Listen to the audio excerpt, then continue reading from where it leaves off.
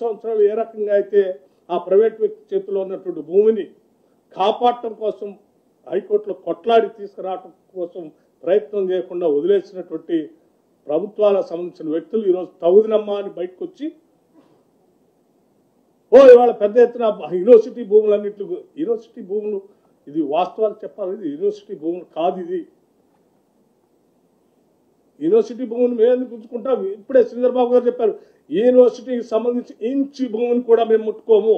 ఆ యూనివర్సిటీ అలాగే అక్కడ చదువుకున్న విద్యార్థులుగా చెప్తున్నాం, మాకు కూడా ఎమోషనల్ బాండేజ్ ఉంది ఆ యూనివర్సిటీతో. ఈ యూనివర్సిటీ ఎదగాలని, పెరగాలని, అక్కడ విద్యార్థులు బాగా చదువుకోవాలని, అక్కడ చదువుకున్న విద్యార్థులందరికీ బయటకు వస్తే ఉద్యోగ అవకాశాలు దొరకాలని మేము బలంగా కోరుకుంటున్నాం. చదువుకొని ఉద్యోగాలు లేకుండా బాధపడకూడదని కదా ఆలోచన చేసేసి అక్కడ ఉన్నటువంటి ఏదో మష్రూమ్ రాకుని కానీ, లేకపోతే అంబరెల్లా రాకుని కానీ, లేకపోతే ఇంకొక లేఖని కానీ, వాటిన్నింటినీ దేన్ని డిస్టర్బ్ చేసే క్వశ్చన్ లేదు.